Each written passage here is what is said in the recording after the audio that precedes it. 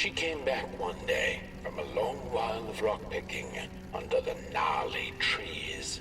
Usually the Murkle had been fond of fall and the refreshing cool of winter, but this time it had been much too long for her taste. Even the sun seemed tired, and she had all the rocks she needed, so she decided to treat herself to a long nap.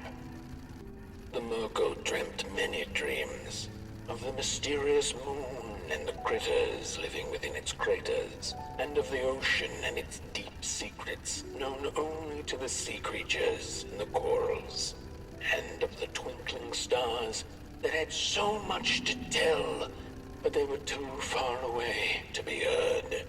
All of it intertwined in a colorful tapestry. And so she woke with a yawn, so big it could have devoured the sun. She had slept for just about a decade. A decent nap by Murkle standards. She smacked her dry lips, looking forward to what the new dawn had to offer as she left her lair and went out into the cool night. "Wait a minute," she exclaimed. "Night? Where was the sun? Where its warm rays should have been there was only the vast night sky, not a star on its face." "Well," the Murkle mumbled softly to herself, "winter was late, so now the sun must be late too." Proud over her sound logic, she went back to her lair to take a complimentary nap. The Murkle had taken a nap that had lasted 2 decades. Now that counts as oversleeping even by Murkle standards. She had awoken anxiously this time, feeling misplaced and confused. The confusion grew further into panic when she was greeted not by the sun's life-giving caress, but once again by the silently mocking night sky. There was one star out that night, and it glowed a cold red. "Who took the sun away?" the Murkle asked it. But it was too distant, so she could not hear its reply if it had one. The Murkle had never felt so empty and alone. Lost in quiet despair, she managed to open up to the winds and followed their gentle push south down the midnight walk and to the Darklands. Along the walk, she met the old soul fisher with whom she'd shared many a teacup in her days. "Is that the Murkle I see? Another decade, another teacup, eh?" He chuckled, but the Murkle sure wasn't in the mood to discuss teacups. "Who took the sun away, soul fisher? Surely it wasn't caught by your hook." After pondering for a good minute, the soul fisher answered, "Well, there have been whispers among the fish and corals about a loathsome, hungry Mulgrim roaming the swamps. Perhaps it knows." By the time the soul fisher looked up from under his big hat, the Murkle had already continued down the road. After a long while of following oversized snail-like tracks in the mud, trudging deeper and deeper into the mushroom-ridden swamps, the Murkle heard a harrowing howl. Up on a hill stood a looming figure, dark and still in the quiet of the night. Lo and behold, the Mulgrim, she thought to herself in slack-jawed awe.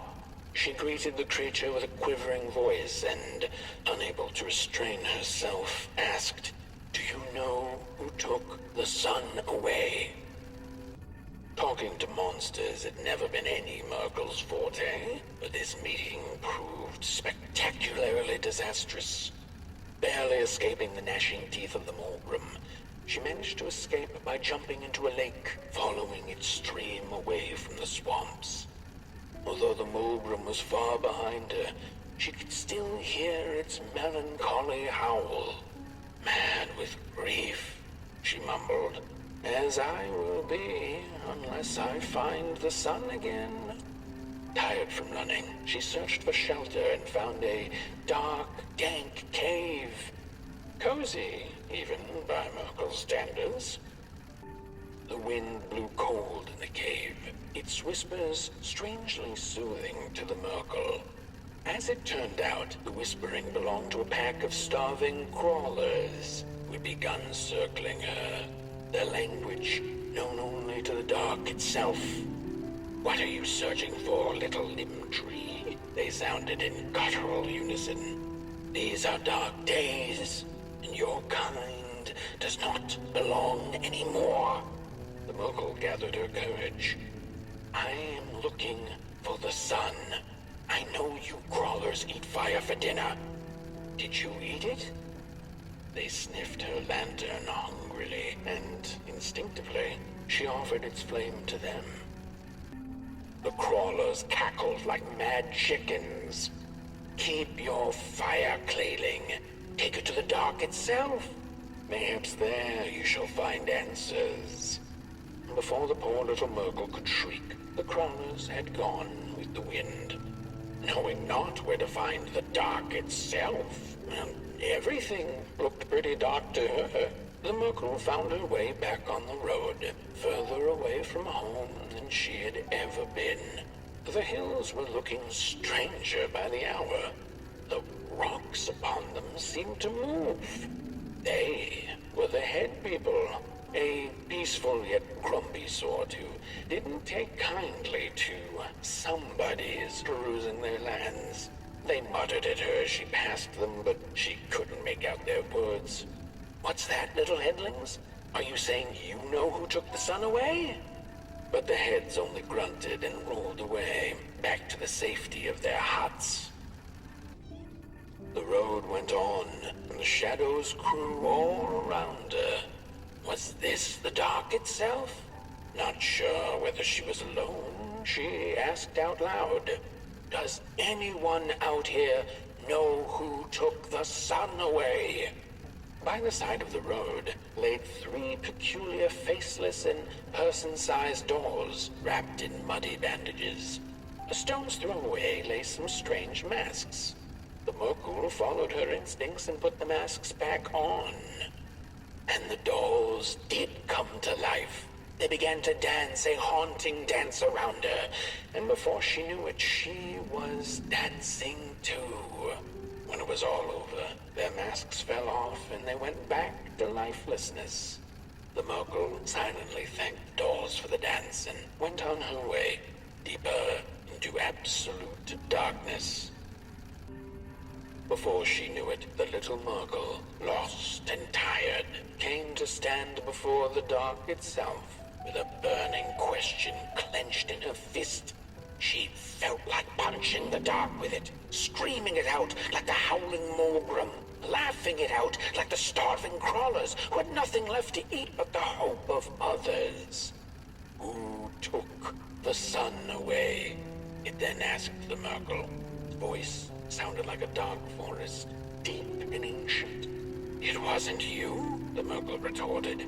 "You're its complete opposite. Surely you must be the reason it's gone." The dark then replied, "I am but the absence of light, not its adversary. Light is because I am. How could I possibly hold it in my possession?" The Murkle felt her anger fade. She understood little besides one thing, that the darkness was not behind the missing sun, nor her suffering. Had her journey been for naught? Would she ever feel the rays of the sun again, bask in their glory, pick rocks on a cloudy summer's day? The Murkle was alone in her questions, but then again she wasn't. The dark held her in a blanket of nothingness that was cold and warm at the same time. "So," she sniffed, "what do I do now?" To which the dark itself replied, "You don't have to do anything." She took an hour's nap then and there, the blink of an eye by Murkle standards, and then she began the journey back home, which seemed much shorter now than it had before. Back home on her hill, memories of the Murkle's many encounters along the way came circling back into her mind. None of her new acquaintances had been able to answer her burning question, but they hadn't been a waste of time either. She knew not if the sun would return tomorrow, in another decade, century, or never. She knew now, however, that she didn't need to know. She had the dark, and in it, anything seemed possible. So busy with her search for answers, ever since she'd left home, she'd completely forgotten to look up. The stars twinkled in the night sky, and there were so many, and they kept her good company. If only a little rock-picking Murkle could know that the seemingly tiny stars were in fact thousands upon thousands of suns. The end.